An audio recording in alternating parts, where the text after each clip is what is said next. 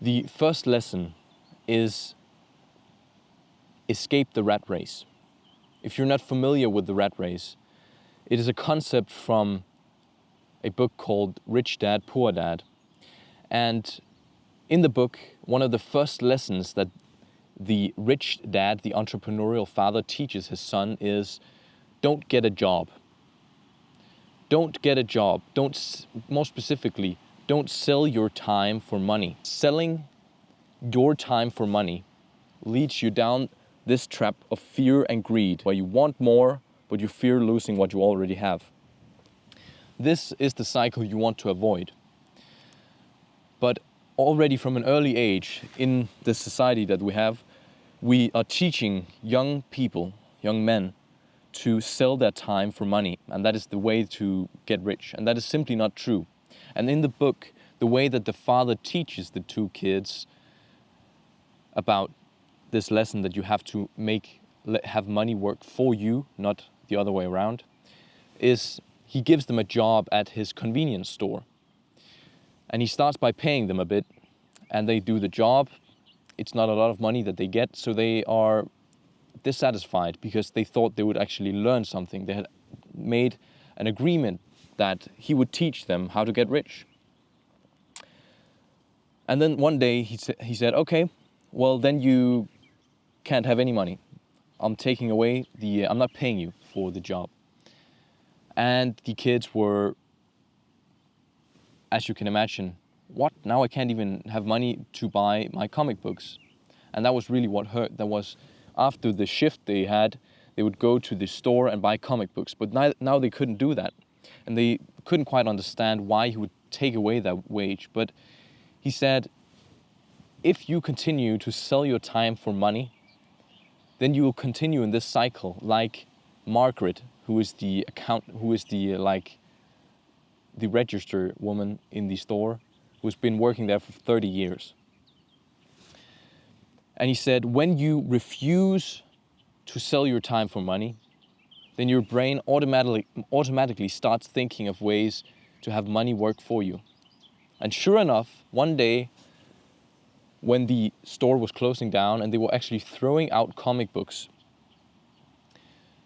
the kids went over to the guy who picked up the comic books and asked, can we have these as long as we don't resell them? And he said, yes, sure.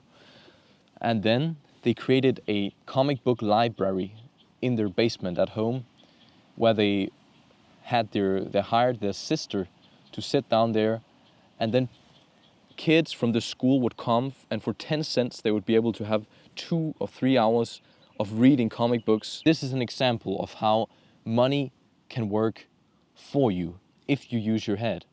But if you just get that instant gratification of just getting a paycheck, then you will get addicted. You will never get out of it.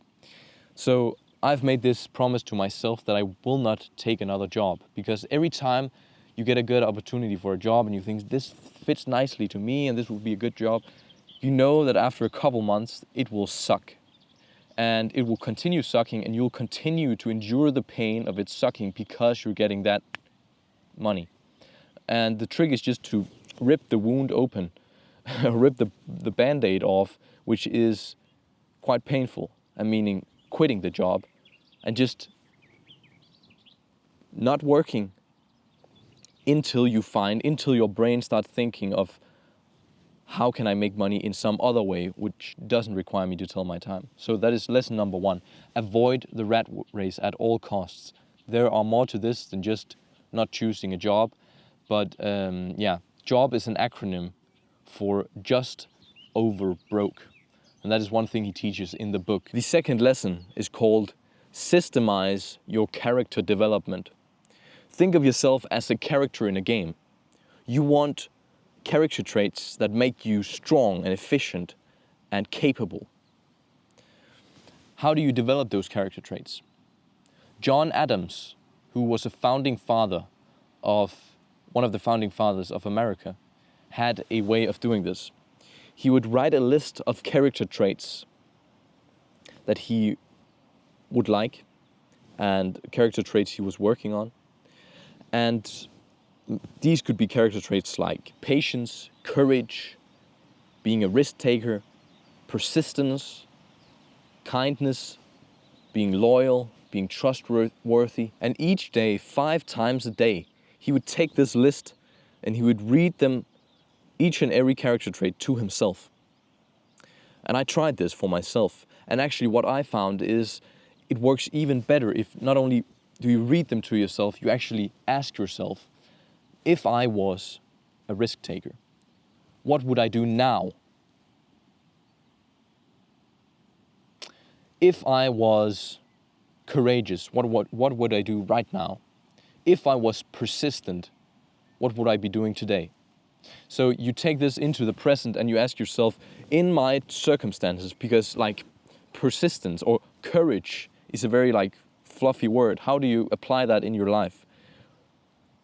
If you ask yourself right now, I'm sitting in a field, how would I be courageous? Maybe I would shout, "Ah!" like that. I wouldn't usually do that, but I now did it because that was like right this circumstance. And that was right here. That was a way to be courageous. I don't know what else I could do, but that was going a little bit outside of my comfort zone. Actually, I could feel that right there.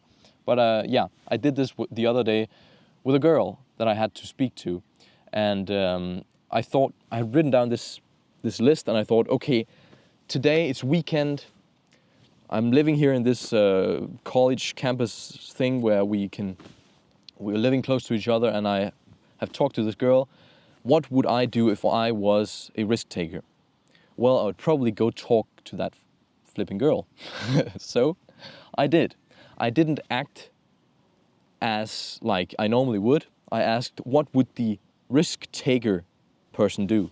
And that way I became the risk taker, and that way I got the character trait. The third lesson that will help you achieve tremendous results if you want to is find your overwhelming desire and forget everything else.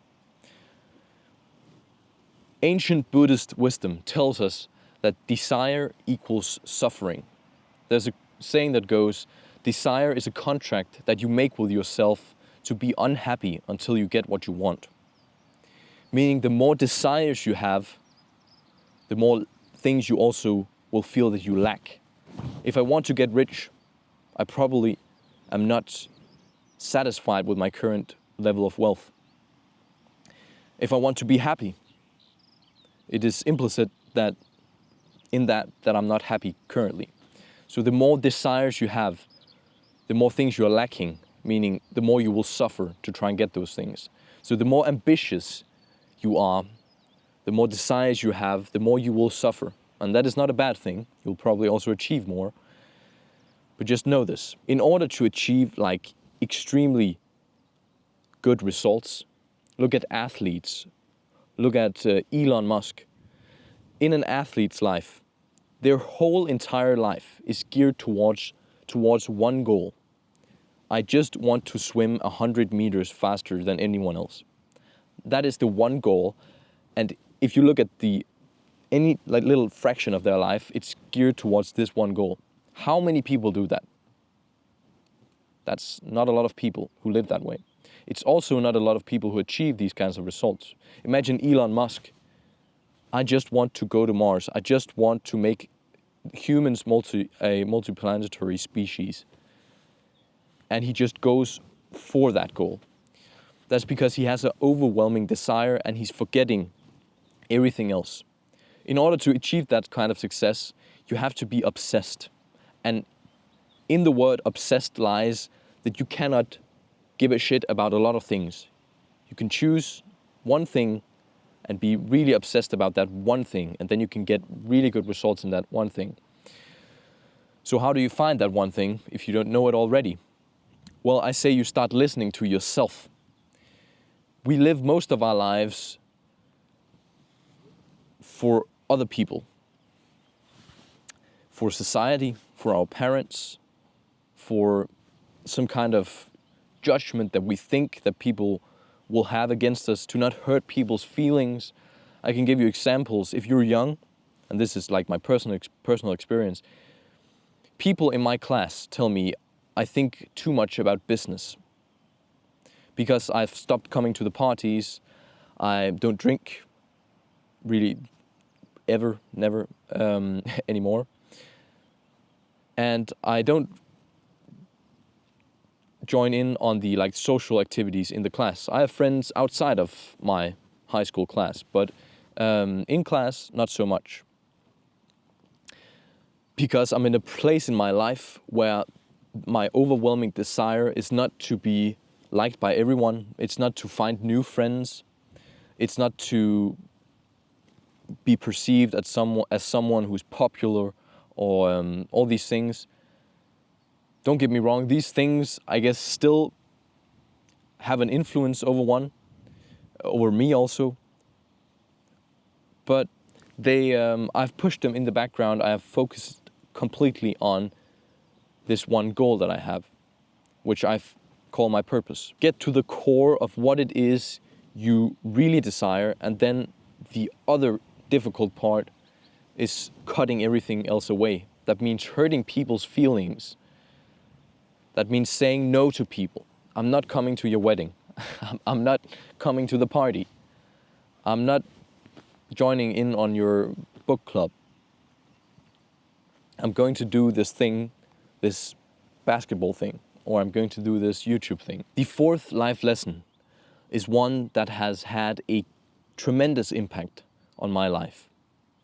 It is understanding that success leaves clues and that you can model success. You can actually model whatever you want. You can also model failure or misery. If you find someone who has what you want or can do something, has a skill you want, you can model the inputs that person made, and you can get the outputs. Let's say you want to model Benjamin Franklin, a man who was a scientist, an engineer, a inventor, and a chemist, and a painter, artist, writer, speaker, politician. He was literally a jack of all trades, and he was good at it. If you want to model him, don't just look at the surface. Read his autobiography, the book he has written about his life and about his habits and rituals and what made him the man he was. If you read that, you can start to look beneath the surface, and you can start implementing and modeling his behavior. And if you model his inputs, you'll get the outputs. If you find someone, a person you know you want to model, then you can ask questions like, when you shoot this bow, what are you thinking about? Like, where is your sight when you take the arrow up? How are you breathing? How are you thinking? How are you visualizing? Are you doing you want to understand every tiny bit of the movement. The fifth life lesson is one that I've recently just stumbled across myself, and I call it engineering happiness. Many people will probably argue that happiness is something that comes from within, and it's something that you have little control over. It's just kind of there going on inside of you. But I would argue that there's a system for increasing your levels of happiness. And it's quite simple. What I did was I asked myself, what separates my top 10% of days, like the best top 10% of days, from the bottom 90%? And I found things like, I go outside for a walk. I work on my business. I talk to someone who is a good friend, not like a friend I don't care about, but a good friend. And if I can't be with them physically, I can call them or FaceTime them. And I play music. I play piano. Days where I do these activities are days where I'm happier. And what I simply did was just try to do this every single day. Try to run through this list. And you might think, I don't have time for that. Well, let me ask you, what is more important than your happiness? What is so important that you're giving up your happiness and your well-being. I think a lot of young men would benefit from hearing this message. So please like the video and subscribe to the channel if you would like to see more content from me. And that was all. I'll see you